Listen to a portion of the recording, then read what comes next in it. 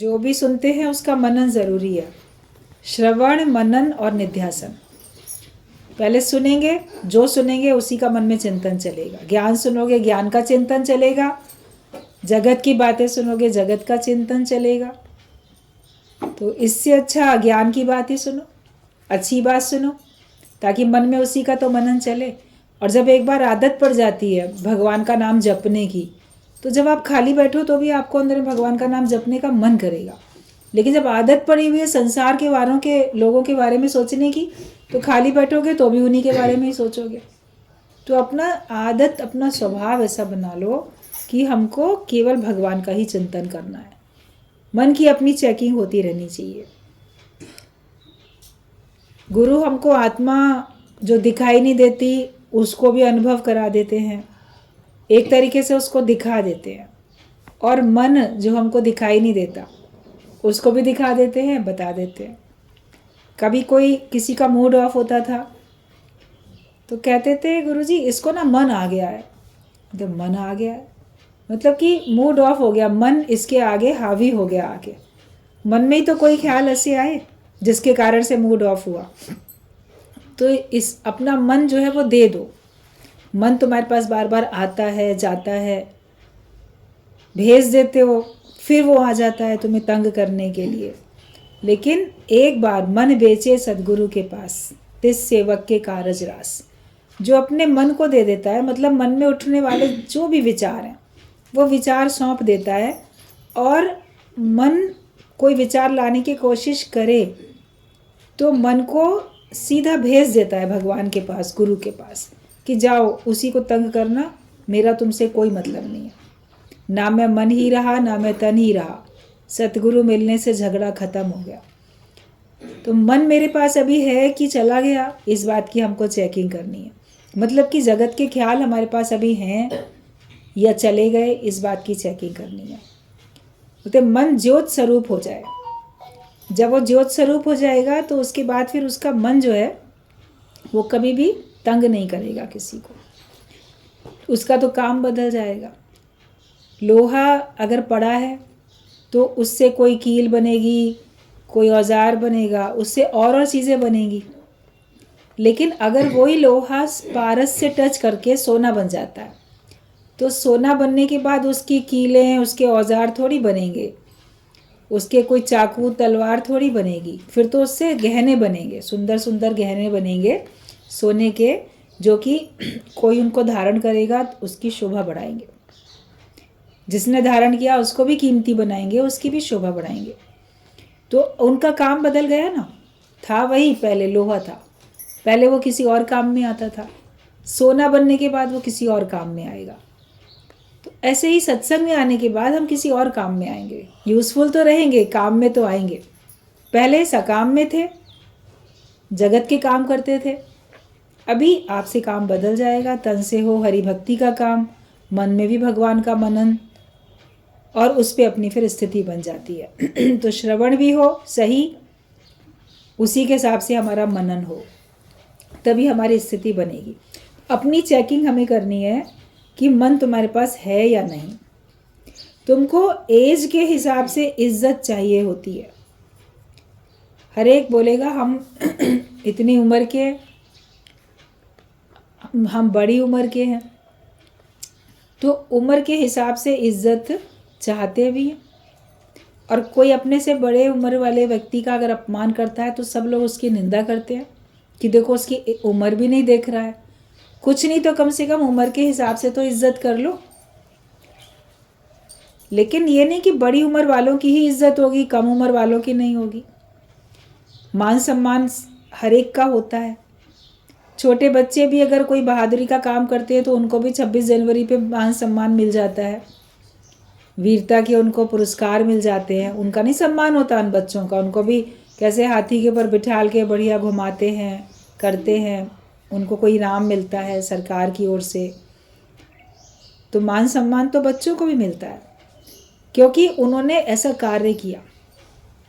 तो अगर हम अच्छे कार्य करते हैं तो हमको मान सम्मान मिलेगा ही मिलेगा, उसमें हमारी उम्र चाहे कुछ भी हो। मगर हमें अपने आप से ये देखना चाहिए कि जो भी उम्र में हमसे बड़े हैं तो हम उनका सम्मान तो करें। वो गलत है, उनको अगर आप सिखा सकते हो तो आप सिखाओ, नहीं सिखा सकते हो, किनारा कर सकते हो तो किनारा कर लो, लेकिन अपमान तो नहीं करो किसी का भी। फिर कोई कभी इस प्रकार से बहुत ही गलत ही काम करता है, एकदम ना करने योग्य कर्म करता है, निकृष्ट कर्म करता है, तब फिर उसको अपमानित किया जाता है, फिर चाहे उसकी उम्र कोई भी हो।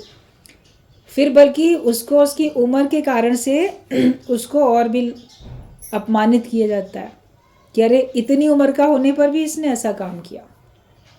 कहते हैं ना, कोई बड़ी उम्र का बूढ़ा टाइप का ऐसा अधेड़ बड़े उम्र का व्यक्ति हो और वो कोई ऐसे किसी लड़की महिला के साथ कोई ऐसे अश्लील हरकत करे, कुछ गलत शब्द बोले, कुछ हरकत करे, तो उसको उस हरकत या उस बोलने पे तो दंड मिलता ही है, मगर साथ में उसकी उम्र का भी तो उसको देते हैं ना, कि अपनी उम्र नहीं देखता, इस उम्र में भी इस तरीके का काम करता है। तो वही उम्र आपको मान सम्मान भी दिलाने के लिए है, लेकिन उसमें अगर कर्म हमारे खराब हैं तो वही उम्र हमको और लज्जित करने के लिए भी होती है कि इस उम्र तक भी यही काम कर रहा है, ऐसा कर रहा है।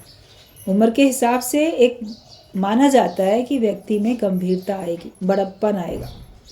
आयु बढ़ती जाएगी तो आपके अंदर में अनुभव बढ़ेगा, आपके अंदर में मैच्योरिटी आएगी और आप सुधरते जाओगे। छोटे बच्चों से गलतियां होती हैं, बड़े होने पे उम्मीद करते हैं कि ये सुधर जाएंगे। जैसे जैसे बड़े होते जाते हैं तो व्यक्ति उम्मीद करता है कि अभी सुधर जाएगा, नहीं सुधरता है तो उसको उसकी उम्र का ही कहा जाता है। तो मान सम्मान तो चाहिए उम्र अनुसार। अरे हम इतने उम्र के, हमको क्यों कह रहे हो?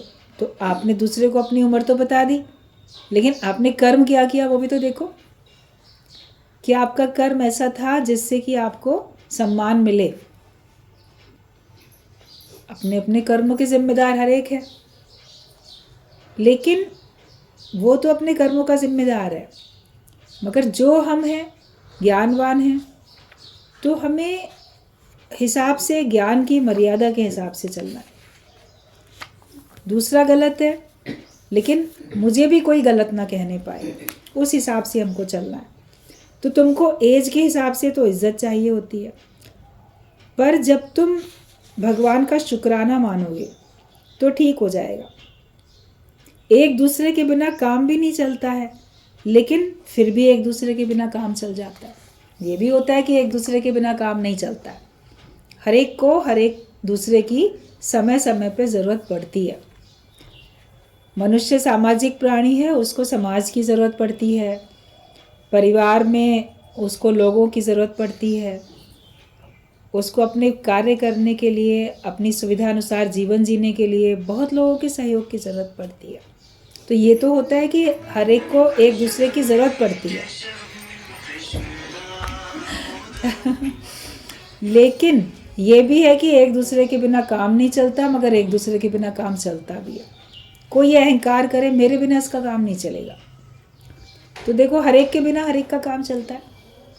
जब लोग हैं तो उनसे उस हिसाब से काम चलता है, कुछ हम उनका करते हैं, कुछ वो हमारा करते हैं, अरस परस बात होती है।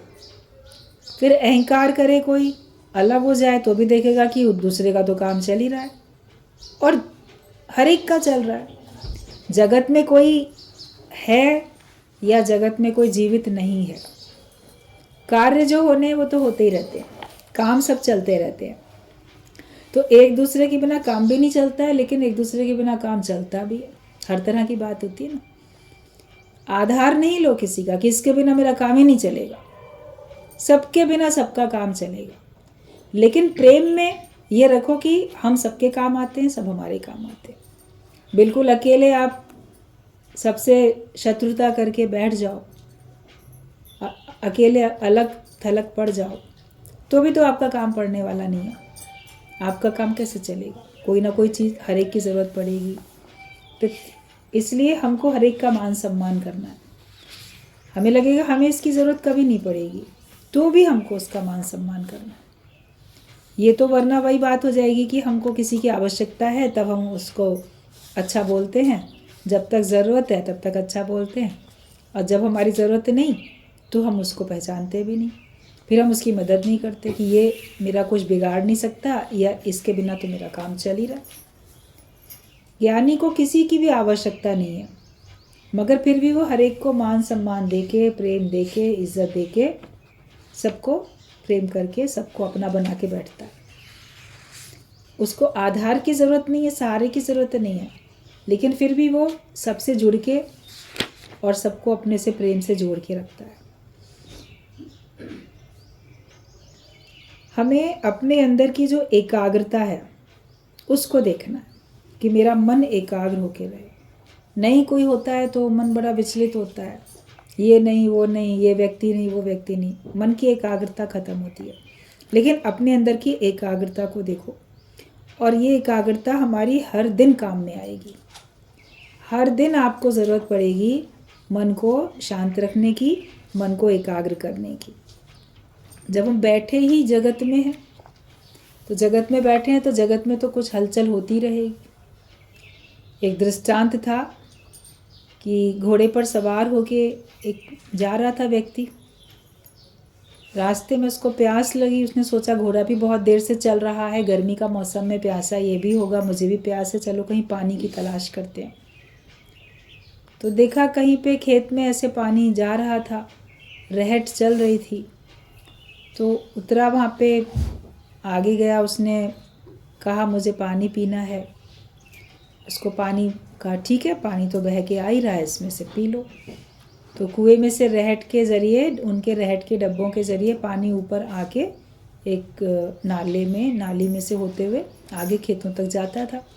तो जो पानी निकल रहा था तो उसने बड़े अच्छे से पानी पिया। फिर उसने कहा कि मैं अपने घोड़े को भी पानी पिला देता हूँ। घोड़े को जब आगे लेके आया तो घोड़ा जो था वो प्यासा तो था, पानी पीना भी चाहता था, लेकिन जो रहट चल रही थी उसकी आवाज़, जो ची ची ची उसकी आवाज़ एक होती रहती है लगातार, तो उससे वो एकदम डर के पीछे हट रहा था। घोड़ा हेने के पीछे हट जाता था। तो वो कहता है घुड़सवार उसके खेत के मालिक से, कहता भैया ये आवाज़ थोड़ी देर के लिए बंद कर दो तो मेरा घोड़ा पानी पी ले। तो उसने कहा कि अगर आवाज़ बंद कर देंगे तो पानी आना भी बंद हो जाएगा, क्योंकि वो उन्हीं से तो लगातार पानी इसमें बह के जा रहा है। अगर वो रोक देंगे तो ये तो पानी तुरंत पूरा बह जाएगा, आगे पानी मिलेगा कहाँ जो तुम पियोगे। तो अपने घोड़े को ही ऐसी आदत डालो कि आवाज़ तो होती रहे मगर ये अपना पानी पीता रहे। इस घोड़े को ही ऐसी आदत डालनी पड़ेगी, आवाज़ बंद नहीं होगी, और आवाज़ बंद होगी तो पानी आना भी बंद हो जाएगा। उसको बात समझ में आ गई। मगर यही बात गुरु हमको समझाते हैं कि जगत में तो हलचल होती रहेगी, उसमें शोर होता रहेगा, उसमें परेशानियां आती रहेंगी। हम अपने मन रूपी घोड़े को ऐसी आदत डालें कि उसी में से वो आनंद का पानी पी सके, उसी में से वो अपनी प्यास बुझा सके, अपने को सुखी कर सके। मन सोचता है पहले ये सब जो परेशानियां हैं ना ये सब दूर हो जाए, उसके बाद मैं आराम से आनंद का पानी पीऊँगा, शांति का पानी पीऊँगा, चैन से बैठूँगा, खुशी में रहूँगा, बड़ा प्रसन्नता का अनुभव करूँगा। पहले ये सब पहले ये हो जाए, पहले ये हो जाए, पहले वो हो जाए, और ये परेशानी पहले दूर हो जाए, ये समस्या पहले दूर हो जाए। मन ये सोचता रहता है। लेकिन अपने मन को ऐसी आदत डालो कि वो जो है झंझट चलता रहे, और उस झंझट में हम अपने मन को आनंदित कर सकें। हमारा मन किसी आधार, बाहर के माया के आधार लेके अगर आनंदित होता है, प्रसन्न होता है, तो ऐसा मन तो फिर अज्ञानी मन कहा जाएगा। ज्ञानियों का मन ऐसा थोड़ी होता है। अज्ञानी व्यक्ति किसी आधार पे खुश होते हैं, वो आधार नहीं है तो वो हाय हाय करते हैं, दुखी होते हैं। लेकिन ज्ञानी के पास सब कुछ है तो भी बहुत मस्त है, और उसके पास कुछ नहीं है तो भी बहुत मस्त है। राम तीर्थ के पास कुछ नहीं था, बोलते थे मैं राम बादशाह हूँ। जिस राजा जनक के पास सब कुछ था तो भी वो कहता था कि मैं तो ब्रह्म स्वरूप हूँ, मैं सब कुछ हूँ। तो राजा जनक अपने राज्य में खुश है, सुखदेव मुनि अपनी फकीरी में उसमें खुश है। राम तीर्थ अपने फकीरी में ही खुश है। तो भगवान ने आपको अमीरी में रखा चाहे फ़कीरे में रखा, झमेले में झंझट में रखा या बड़े आराम में रखा, बाहर की परिस्थिति कैसी भी है, लेकिन आपका मन स्थिर होना चाहिए। मन में एकाग्रता भी हो, मन स्थिर हो। बैठे हैं संसार में तो वहाँ कुछ ना कुछ होता ही रहेगा। जैसे आप दिया जला के रखो तो हवा अगर चलती है तेज़ तो फड़फड़ करता ही रहता है। ज़्यादा तेज़ हवा चलती है वो घुस जाता है। तो उसके ऊपर एक कांच का कवर लगाते हैं, लैंप के ऊपर लगा देते हैं, या दिए को भी ऐसे तरीके से रखते हैं कि वो हवा उसको जो है उसकी लौ को बुझा ना पाए। संभाल करनी पड़ती है। तो अपने मन को भी उस स्थान पे रखो जहाँ पे हमारी एकाग्रता भंग ना हो। लेकिन हर जगह तो होगी ही कहीं ना कहीं, तो हमें तो अपने चारों तरफ ज्ञान के वचनों का कवर लगा के रखना पड़ेगा। हमको तो अपने विचारों को ऐसा बनाना पड़ेगा सत्संग के दायरे में। कोई भी समझ, ज़रूरी नहीं है कि कोई ज्ञान वाला ही पॉइंट आप अपने जीवन में लगाओगे। आप जो विचार देके आपके मन में उथल पुथल ख़त्म हो सकती है, आप वही विचार अपने को दे दो, लेकिन अपने को शांत रखो और अपने को सदा आनंदित रखो। तो हम जहाँ जिसके बीच में हैं उसका असर हम पे होगा, लेकिन उसका असर हम पे ना हो इसका उपाय भी हम ही को ही सोचना है। तुम अपने मन को साधते चले जाओ और साधते साधते ही तुम खुद सध जाओगे।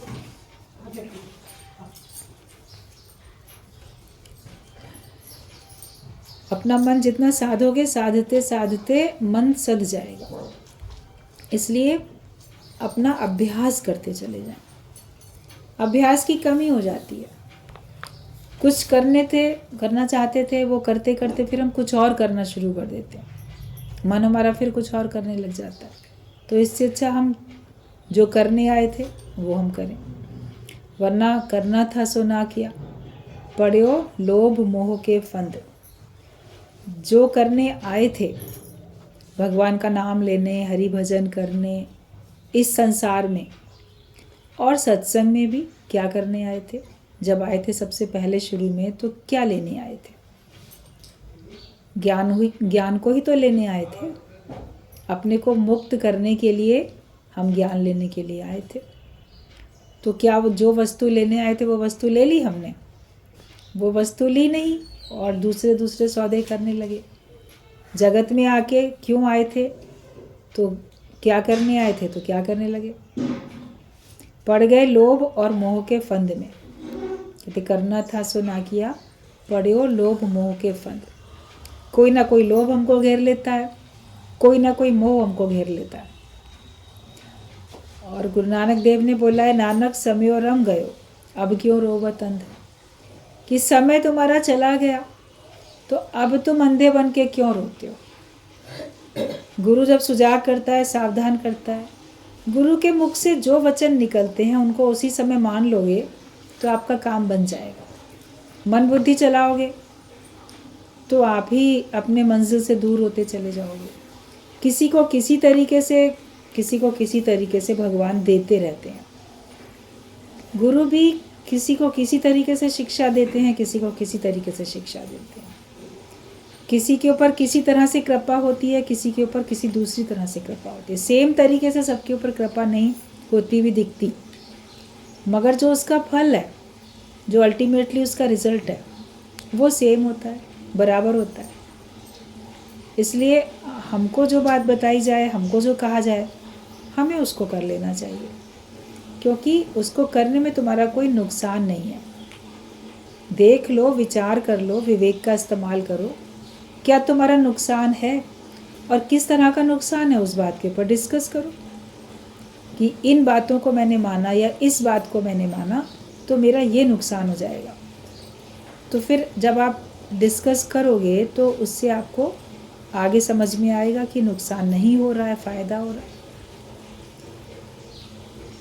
और अगर कुछ नुकसान होता भी है, बोलते अगर कुछ हाँ हूँ हो भी जाए तो सत्संग को दोष लगाना नहीं, क्योंकि वो नुकसान आपका वैसे भी होता। आप सत्संग में आए, आपका रास्ते में एक्सीडेंट हुआ, आपका कोई चोट लगी, फ्रैक्चर हुआ, तो सत्संग को दोष लगाएंगे। सत्संग जा रहे थे ना, सत्संग से लौट रहे थे ना, और वैसे हो जाए, घर में हो जाए, कहीं सड़क पे हो जाए, तो किसको दोष लगाओगे फिर? किसी रिश्तेदार के घर जा रहे थे या वहाँ से लौट रहे थे, फिर आपका एक्सीडेंट हुआ, चोट लगी, तो क्या उस रिश्तेदार से आप सारी ज़िंदगी नाता तोड़ दोगे? उसके घर पे क्या फिर कभी नहीं जाओगे? मगर सत्संग के लिए नहीं, अब सत्संग नहीं जाएंगे। सत्संग जाने से तो ये नुकसान पड़ गया, मेरे घर में कलह क्लेश हो गई, मेरे घर में चोरी हो गई, या मेरा समय खराब चल रहा है, धन का नुकसान हो गया। भगवान की भक्ति करने से, पूजा करने से, सत्संग सुनने से अजीब अजीब बातें मन में आती रहती हैं और हम अपने लक्ष्य से भटक जाते हैं। तो अगर कुछ हमको नुकसान होता हुआ दिखता भी है तो सोचो कि ये होना ही था। जानबूझ के तो कोई भी नुकसान नहीं करता, विश्वास भी पूरा रखते हो, और साथ में ये विचार कर लेना कि इससे भी अधिक नुकसान हो सकता था, शूली से कांटा हो गया, अधिक हो सकता था, लेकिन भगवान ने बचा लिया, क्योंकि मैं भगवान की भक्ति करता हूँ और मैं सत्संग में जाता हूँ। ये विश्वास करोगे, आपको हमेशा मन में शक्ति बनी रहेगी, अशांति कभी नहीं आएगी। मन को, अपने विचारों को अपने वश में करो। मन की, वाणी की, इंद्रियों की तपस्या होनी चाहिए। साधते जाओ तो तुम सध जाओगे, तुम्हारी साधना पूरी होती जाएगी, तुम सच्चे साधु बनोगे और फिर सिद्धि प्राप्त हो जाएगी, सिद्ध अवस्था में आ जाओगे। मिट्टी का फल तो तुम नहीं खाओगे, मालूम होने के बाद भी अगर खाओगे तो लोग क्या कहेंगे? हंसेंगे, और तुम्हारे मुंह में भी सब मिट्टी भर जाएगी। कभी आपको पता नहीं है कि ये मिट्टी के फल हैं, तो आपने भूल से मुंह में डाल लिया, अलग बात है, फिर एकदम उसको थूकोगे, अरे तो मिट्टी थी। कभी कभी पहले ज़माने में लोग, बच्चे अप्रैल फूल बनाने के लिए या होली वगैरह पे मजाक करने के लिए ऐसे मिट्टी के कुछ बना के और किसी को यूं ही खा लो, ये शरारतें बच्चे करते थे पहले, आपस में हंसना बोलना। अब अगर मान लो मुंह में मिट्टी आ भी गई तो उसको क्या करते भाई? कुल्ला करते, थूक देते थे, क्योंकि पता नहीं था वो मिट्टी का फल है। और जब पता है कि ये मिट्टी का है, उसके बाद अगर तुम खा रहे हो तो फिर कौन किसको दोष देगा? फिर तो आप ही की मूर्खता पर लोग हंसेंगे कि कितना मूर्ख है, इसको बताया भी ये मिट्टी के फल हैं तो भी खा रहा है, कि नहीं नहीं मैं तो खा के देखूंगा, मैं तो चख के देखूंगा, मैं तुम्हारी बात पे विश्वास क्यों करूं? तो कई लोग बोलते हैं कि हम ज्ञान पे विश्वास क्यों करें, हम गुरु पर विश्वास क्यों करें, ज्ञान पे विश्वास क्यों करें? हम तो पहले माया के अनुभव लेके देखेंगे कि इसमें दुख है कि सुख है कि क्या है। तो आपकी मर्जी, मगर जगत में जो भी जाता है वो वहाँ से निराशा, नाउम्मीदी और एक असंतोष वाली भावना लेके आता है, भरपूरता नहीं मिलती उसको, अफसोस करता हुआ दुनिया से जाता है कि इस संसार से मुझे कुछ नहीं मिला, जो चाहा था वो नहीं मिला, जो मिला वो अच्छा नहीं मिला, जो जैसा था वैसे ही हमने समझा। तो हम दुनिया में आते हैं, बहुत कुछ चाह के आते हैं, बहुत कुछ हम लेके सोचते हैं ये मिलेगा वो मिलेगा, मगर जो उम्मीद करते हैं वो नहीं मिलती है, और उसमें फिर हम असंतोष की भावना से भर जाते हैं। और बच्चा आता है दुनिया में तो रोता हुआ आता है, फिर सारी ज़िंदगी ये चाहिए वो चाहिए, शिकवे शिकायतें करता है, और अंत में वो निराश होके जाता है कि मेरे पास जो है मुझे कुछ प्राप्त नहीं हुआ, मेरा समय सब ऐसे ही चला गया, मुझे कुछ प्राप्त नहीं हुआ, निराश होते जाता है। लेकिन ज्ञान से हम जब जाते हैं देह छोड़ के, कितने भरपूर होके जाते हैं। जो भी ज्ञानवान होता है उसको देह छोड़ने का, जगत छोड़ने का कोई अफसोस थोड़ी होता है, शिकवे शिकायतें भी नहीं करता कि मुझे यहाँ से ये नहीं मिला तो वो नहीं मिला, शुक्राने में जाता है कि शुक्र था, देखो भगवान के शुक्राने थे कि मुझे सत्संग मिला, मुझे ज्ञान मिला, मुझे गुरु मिला, मैं तो अपना योग लगा के जा रहा हूँ, मैं तो आत्मिक निश्चय में हूँ, तब जा रहा हूँ। जीते जी ही उसकी शिकायतें ख़त्म हो गई, जीते जी ही उसका अफसोस करना ख़त्म हो गया, तो अंत में क्यों शिकायत करेगा, तो अंत में भी क्यों अफसोस करेगा, वो किसी प्रकार का भी अफसोस नहीं करेगा। इतना ज्ञान हर एक का पक्का हो जाए कि हमारे जीवन में से शिकवे शिकायतें मिट जाएं। तो बताया कि अगर हम मिट्टी का फल जानबूझ के खाते हैं तो लोग हंसेंगे ही हंसेंगे, और संसार में हमें मिलता भी क्या है, सब धूल धक्के यही सब मिलते हैं। संसार में कई तरह के साधना करने वाले संत हैं, जिसको जो मार्ग मिला वो उस पे चल पड़ता है और चल सकता भी है। पर इतना समझो कि चेतन के लिए चेतन की ज़रूरत पड़ती है। संसार में मार्ग तो बहुत है, परमात्मा को पाने के लिए अनेक मार्ग हैं, लेकिन इतना समझो कि आप जो जिसको रास्ता मिलेगा वो उसी पे चलेगा। किसी को ये सत्संग मिला, किसी को वो सत्संग मिला, किसी को मूर्ति पूजा करने से, किसी को ध्यान समाधि मेडिटेशन से, किसी को कैसे, किसी को कैसे, कोई रुचि होती है, कोई कर्मों में लगता है, बहुत रास्ते हैं। लेकिन इतना तो पक्का है कि जिस रास्ते पे भी आप चलोगे उस रास्ते को बताने वाला, समझाने वाला कोई चेतन तो तुमको चाहिए ही चाहिए ना। उस पे मार्ग पे चलाने वाला भी तो कोई हुआ होगा, तब तो तुमको पता चला, तब तो तुम आगे बढ़े। वरना कभी भी कोई अपने आप से नहीं चल सकता। बहुत बड़ा किसी का पुराना योग ऐसा होता है जो उसको बाहर से गुरु नहीं मिलता और उसको पूर्णता प्राप्त होती है, मगर उसमें उसको बहुत कठिन साधना करनी पड़ती है और बहुत समय उसका जाता है। भगवान बुद्ध का एग्जाम्पल है, लेकिन उनकी पिछली कमाई कितनी बड़ी थी। उनके हाथ में उसमें मस्तक पे ज्योतिषी लोगों ने देख के जन्म पत्री में बता ही दिया था कि या तो ये बहुत बड़ा चक्रवर्ती सम्राट बनेगा उच्च कोटि का, या ये बहुत उच्च कोटि का महात्मा बनेगा, संत बनेगा।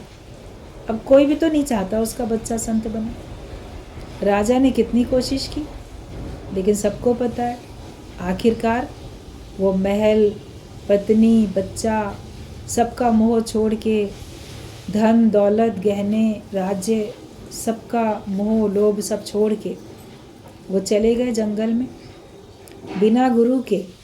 उन्होंने कितनी कठिन तपस्या की, कितने साल तक तपस्या की, तब भीतर से योग प्राप्त हुआ। और पहले इतना वैराग्य था, पहले शुरू से वैराग्य था, माया में गए नहीं।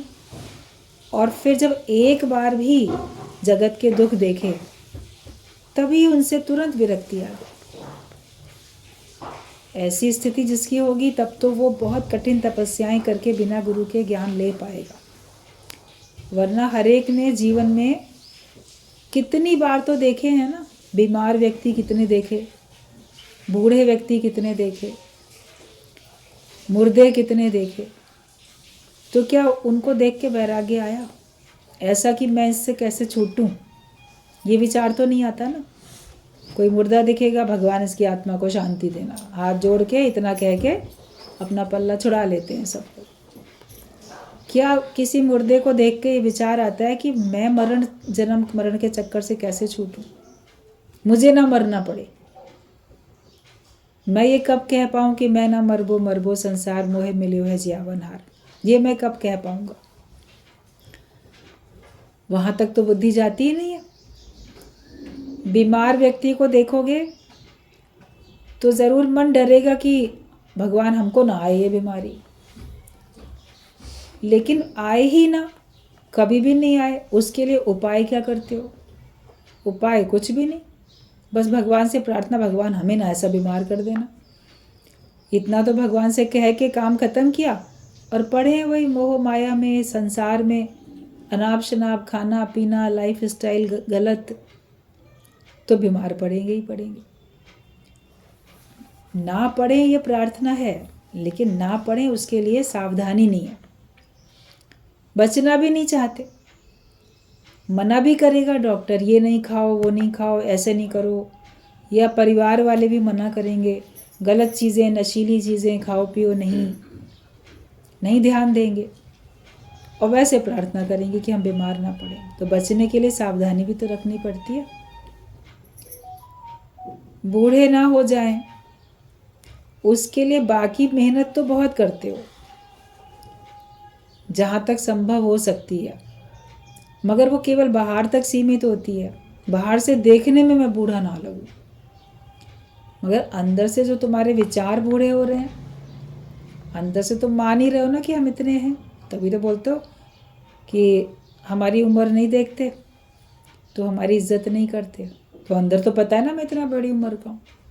ऊपर से आपने चाहे कितना भी दिखा दिया, कि कोई बोलेगा आप तो ना इतने नहीं इतने के लगते हो, तो मन बड़ा खुश थैंक यू करेगा। मतलब लगते हो नहीं, लग रहे हो। ये वो खुद ही कह रहा है कि तुम इतने लग रहे हो। उसको भी पता है कि तुम इतने के नहीं हो, इतनी उम्र के नहीं हो, जब बड़ी उम्र के हो, लेकिन तुम इतनी बड़ी उम्र के लगते नहीं हो। ये बात लोग बोलते हैं ना आप लोगों को। तो छूटने का उपाय ज्ञान है, दुखों से बचने का उपाय ज्ञान है, जन्म मरण के चक्कर से छूटने का उपाय ब्रह्म ज्ञान है। एक आत्मा का निश्चय, क्योंकि आत्मा में ना बीमारी है ना मौत है, ना कोई दुख है ना बुढ़ापा है। आत्मा में कुछ नहीं है, वो एक रस है। उसकी शक्ति बराबर है, उसकी महानता बराबर है। भले वो चींटी में है या हाथी में है। चींटी में उसकी शक्ति कम दिखती ज़रूर है, क्योंकि उस चींटी वाले शरीर का आधार लेके वो कार्य कर रही है, लेकिन शक्ति उसमें बराबर की है। एक चिंगारी में शक्ति कम है, लेकिन वही चिंगारी बहुत बड़ी आग भी तो लगा सकती है। दिए में रोशनी बहुत कम दिख रही है, लेकिन वही बहुत बड़ी भी बन जाती है। शक्ति तो उसमें बराबर की है, लेकिन जितना उसमें बत्ती है, जितना तेल है, जितनी छोटी वो बत्ती है, उसी हिसाब से उसकी रोशनी दिखती है। हाथी में वही शक्ति बहुत बड़ी दिखती है, क्योंकि इतना आकार जो शरीर उसने लिया उसकी सहायता से कार्य हो रहा है। तो ये नहीं कि वो कम है, बराबर है। वो बात हम समझ जाएंगे तब हमको लगेगा कि हम हर बात से बच गए। बचने का ज्ञान है, बचाओ अपने आप को। कदम कदम पे माया बिखरी हुई है, कदम कदम पे सब चारों तरफ परीक्षा के लिए बहुत कुछ है, लेकिन अरे मन समझ समझ पग धरिए। मन के उलझने के बहुत सारे कारण हैं। बिखरी रहती माया हमारी उन्नति को रोकने के लिए। लड़की बहुत तेज़ दौड़ती थी, उसकी स्पीड कम करने के लिए सोने की ईंटें बीच बीच में रख दी। अब वो माया के लालच में पड़ के एक एक ईंट उठाने लगी, तो भारी हो गई, तो नहीं दौड़ पाई, हार गई। लड़का जीत गया। शर्त थी जो इसको दौड़ में हरा देगा उसी से इसकी शादी करेंगे। राजा ने शर्त रखी थी अपनी लड़की के लिए, तो वो हारी, लड़का जीता, शादी हो गई, लड़की भी मिल गई और वो ईंटें भी मिल गई। उसी ने बिखरा के रखी थी उसको पाने के लिए। तो ऐसे कदम कदम पे तो माया है ना, हमको हराने के लिए। हम उसको ग्रहण करते हैं, लेते हैं, तो आखिरकार क्या होता है, हम ही हार जाते हैं। ज्ञानी तो रहता ज्ञान में, और उसको चाहिए तो बस केवल एक ज्ञान चाहिए। कितना भी इकट्ठा करोगे छूटेगा तो फिर भी यहीं, आखिरकार तो छूटेगा। इतना वैराग्य अगर पक्का हो जाए तब तो तुम मुक्त हो जाओ, लेकिन बिना गुरु के इतना वैराग्य कहाँ पक्का होता है।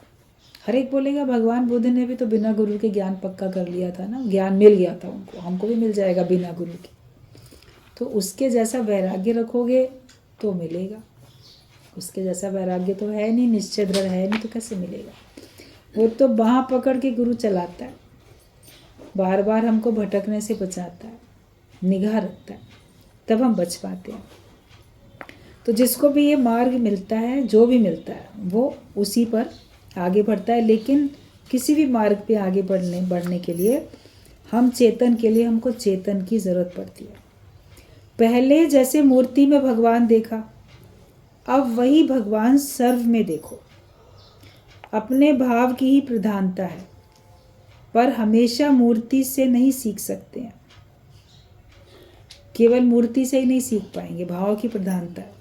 पहले बच्चों को दिखाते हैं मंदिर में ले जाके, ये भगवान है, लेकिन केवल वहीं तक थोड़ी सीमित रह जाना है कि बस मूर्ति ही भगवान है। उससे दृष्टि आगे भी तो बढ़े कि जो कुछ बना है वो सब भगवान है, हर एक के अंदर सत्ता उसी की है। भगवान ने कहा है भगवत गीता में कि सब कुछ मैं ही बनाऊं, जड़ चेतन सब मैं बनाऊं। अपनी अपनी विभूतियों का वर्णन किया, अपनी अपनी अच्छाइयों का वर्णन किया, मगर आखिरकार फिर क्या बताया कि जड़ चेतन जो भी कुछ बना है वो सब मैं ही बनाऊं। मूर्ति को देख के भगवान याद आते हैं, लेकिन जो भी बनी हुई चीज़ दिखती है, जड़ चीज़, सबको देख के भगवान याद आए, इसके लिए ज्ञान है। हर चेतन में भी भगवान, जड़ में भी भगवान। केवल मूर्तियों से थोड़ी सीख सकते हैं, फिर उसमें हमारा भाव होगा सीखने का, तब तो सीखेंगे। अगर आप सीखना चाहो तो किसी से भी सीख सकते हो। दत्तात्रेय ने तो 24 गुरु किए बोला जाता है। उसको सीखने का भाव था तो उसने सबसे सीखा, चील से भी सीख लिया, तो इससे भी सीखा, तो उससे भी सीखा। मतलब किसी को देख के कुछ ऐसा उसने गुण उठा लिया कि ये तो बिल्कुल ज्ञान की बात है, तो फिर हो गया कि इसने 24 गुरु किए, ये भी इसका गुरु बना, वो भी उसने गुरु माना, मतलब कि उससे शिक्षा प्राप्त की। सारा संसार तो हमको सिखा रहा है और सिखाने में सब बड़े खुश हैं। लड़ाई झगड़ा करेंगे तो ही बोलेंगे मैं इसको अच्छा सबक सिखा दूंगा। सिखाना तो चाहता है हर व्यक्ति, चाहे सबक सिखाना चाहता हो, और मन हर एक का हम इसको ये सिखा दें, हम इसको वो सिखा दें। जिसको जो आता है वो चाहता है कि मेरे बच्चे भी यही सीख जाएं या मैं औरों को ये चीज़ सिखा दूं। गुरु हमको ज्ञान सिखाना चाहता है, क्योंकि वो सारे दुखों से बचाएगा, सर्व दुखों की निवृत्ति करेगा, इसलिए गुरु हमको ज्ञान सिखाना चाहता है। तो केवल जड़ मूर्ति से आप सब कुछ नहीं सीख सकते, उसमें भाव भगवान का है। आपको भाव रखने से शांति मिल सकती है, एकाग्रता का अनुभव हो सकता है, लेकिन बिना ज्ञान के आप उससे शिक्षा पूरी की पूरी नहीं ले सकते। तुम चेतन हो, तुम चेतन के लिए एक चेतन चाहिए ही चाहिए, और साथ में फिर अपना अभ्यास भी होना चाहिए। दृढ़ निश्चय हो, साथ में अपना अभ्यास हो। अभ्यास की कमी होती है तो कैसे सीखेंगे। एकलव्य की बात बताई जाती है, सीखना चाहता था द्रोणाचार्य से तीर चलाना, मगर उन्होंने मना कर दिया कि हम तो केवल राज परिवार के लोगों को ही सिखाएंगे, तुमको क्यों सिखाएं। वो छिप छिप के देखता था कैसे सिखा रहा है, ये क्या कर रहा है। फिर उसने कहा ये नहीं सिखाना चाहता, चलो कोई बात नहीं। उसको मन में गुरु मान के, भाव रख के, मूर्ति बना के अभ्यास किया, और अभ्यास से उसको सब कुछ आया, निपुणता हासिल हो गई। Practice makes man perfect. Practice से तो मनुष्य को परफेक्शन आती है। तो ज्ञान हम थोड़ा भी कहीं से भी सीखें, उसने कुछ तो तीर चलाना सीखा ही ना देख के। जिसने कभी तीर कमान हाथ में पकड़ी नहीं होगी वो कैसे चला लेगा। थोड़ा तो सीखा, मगर जो इतना परफेक्ट हुआ तो उसके प्रैक्टिस से हुआ। तो हम भी इस ज्ञान को जब जीवन में धारण करके इसका अभ्यास करते हैं, मतलब ज्ञान के हिसाब से जीवन चलाते हैं, बनाते हैं, तब हमको परफेक्शन हासिल होती है, पूरे पूर्ण निपुण बन जाते हैं, पूर्णता प्राप्त हो जाती है। तो अपने अभ्यास की कमी भी नहीं होनी चाहिए। जितने भी अच्छे बड़े गायक होते हैं, म्यूजिशियंस होते हैं, बजाने वाले, गाने वाले, वो रोज़ का अभ्यास करते हैं। जो खिलाड़ी होते हैं, प्लेयर्स, वो भी रोज़ का अभ्यास करते हैं। ऐसे ही नहीं मैच जाके जीत के चले आते, रोज़ का अभ्यास उनका चलता है। सेना में भी सैनिकों को रोज़ का अभ्यास चलता है, युद्ध का कैसे करना है, सब अभ्यास रोज़ का चलता रहता है। ये नहीं कि रोज़ अभ्यास कर रहे ही नहीं, फिर जब कभी पड़ोसी किसी शत्रु उससे देश से आक्रमण हो तो उस समय कैसे वो कर पाएंगे। उनके भी रोज़ के अभ्यास चलते हैं, सभी के चलते हैं। तो सत्संग से हमारा रोज़ का अभ्यास चलता है। हर दिन रोज़ आके बैठते हैं तो ज्ञान की रोलिंग चलती है, ज्ञान का मनन चलता है। किसी दिन कोई पॉइंट, किसी दिन कोई पॉइंट अपने जीवन में पक्का होता जाता है। कभी किसी बात पे हमारी ज़्यादा ध्यान जाके निगाह पड़ती है कि हाँ, इसमें मुझे और अपने आप को परफेक्ट करना है। तो अपने आप को अभ्यास में रखो। भगवान ने कहा है अभ्यास और वैराग्य से मैं मिलता हूँ। ज्ञान का अभ्यास होता रहे और माया से, जगत से वैराग्य आता रहे। फंस मत जाओ, कारण बहुत आएंगे सामने, मगर उनके लोभ लालच में फंसना नहीं। कोई कुछ बनाए तो बनो नहीं, कोई फंसाए तो तुम फंसो नहीं। ऐसा अपना जीवन बनाओ। गुरु चाहे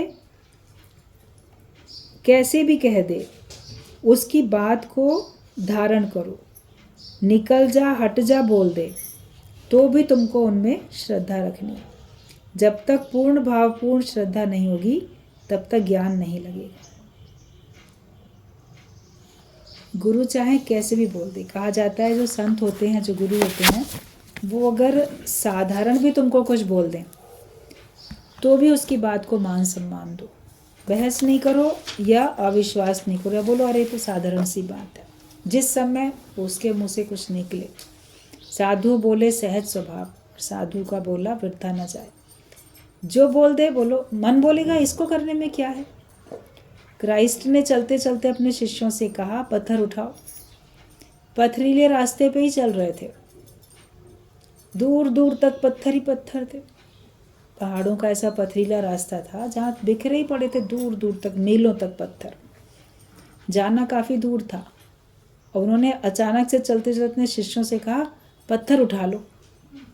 अब कुछ शिष्यों ने सोचा पत्थर उठा के चलने का क्या मतलब है, भारी हो जाएंगे, चलेंगे, क्यों कह रहे हैं। नहीं उठाए, आगे चल के उठा लेंगे, अभी से क्या उठाएं, वहाँ तक भी तो, दूर तक भी तो पत्थर हैं। और जो श्रद्धा वाले थे, विश्वासी थे, गुरु ने कहा है पत्थर उठाओ, तो वहीं पे जो पत्थर थे उठा लिए, अपने अपने थैले में रख लिए। किसी ने 2 4 जितने भी जिसको दिल किया, थोड़े थोड़े पत्थर उठाते चले। कई लोगों ने बिल्कुल नहीं उठाए कि पता नहीं ये क्या आज्ञा दे रहे हैं। गुरु का भी दिमाग अजीब है, पत्थर उठा के क्या होगा, इन पत्थरों से क्या काम। बुद्धि चल जाती है ना। आगे चले। आगे चलने के बाद क्राइस्ट ने कहा अपने अपने पत्थर देखो, चेक करो। तो सबने अपने थैले में से पत्थर निकाले बाहर। आश्चर्यचकित हो गए, अरे वो तो सोने के बन गए थे।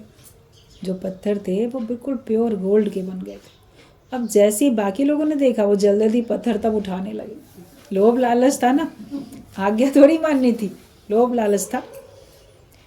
तो उन्होंने कहा अब ये पत्थर सोने के नहीं बनेंगे। जब कहा गया था उस समय उठा लेते तो सोने के बन जाते। अब तो पत्थर ही रहेंगे, क्योंकि अब तुम अपने मन से कर रहे हो काम, आज्ञा से नहीं करते हो। गुरुजी बोलते थे कि जिस समय गुरु ने कहा ऐसा करो, तो तुम मान लो 5 मिनट सोच में लगा देते हो, विचार में लगा देते हो। पहले अपने मन से पूछते हो ये काम कर लें कि ना कर लें। गुरु कह रहा है करूं कि नहीं करूं। थोड़ी भी देर लगाई, पहले अपने से विचार किया करना चाहिए कि नहीं करना चाहिए। ये विचार किया फिर किया काम। तो कहते थे कि ये तुमने गुरु की बात नहीं मानी, अपने मन की बात मानी है, क्योंकि मन से सलाह करके तब तुम काम कर रहे हो। लोग कहते थे आप ही की बात तो मानी है, मतलब तुरंत हाँ नहीं करी, चुप रह गए, थोड़ा सा सोचा, फिर अच्छा ठीक है जो गुरु कह रहा है कर लेते हैं। तो जैसे थोड़ा सा मन से सलाह ले ली ना, तो वो फिर तो मन की मानी, फिर गुरु की कहाँ मानी। गुरु की मानना तो ये होता है जैसे कहा तो मन बुद्धि चली नहीं, ठीक है। सेठ कहे सागर का पानी मीठा, तो भी कहिए हाँ जी हाँ। तो अगर कभी कोई साधारण भी बात बोल दी जाए, उसको भी हम उतनी श्रद्धा भाव से मान लें कि कोई कारण होगा, गुरु कह रहा है तो उठा लेते, पत्थर उठा लेते। उसमें मन बुद्धि क्यों चलाएं। गुरु बात कर रहा था किसी से, सामने से आया एक बात करने के लिए, तो गुरु ने क्या कहा, हट जा, क्योंकि किसी से पर्सनल बात हो रही है, थोड़ा दूर हो जाओ, हट जा बोल दिया। उसने उसको ही मंत्र समझ लिया, श्रद्धा रखी और मंत्र समझ लिया। अरे गुरु ने ना मेरे से बात की, कहा हट जा। हर बात से हटता चला गया, माया से, विकारों से, फिर दुखों से, फिर देह से, सबसे हटता चला गया, उपराम हो गया। तो ये होती है श्रद्धा की बात।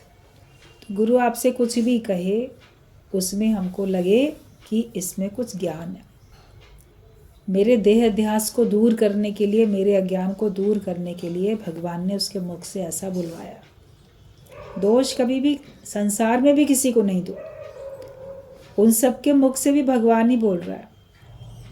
लेकिन अपना जगत वालों से ये रहता है कि आपके पास विवेक है, आपको ये समझ होती है कि यहाँ मैं फंस जाऊँगा या यहाँ मैं छूट रहा हूँ।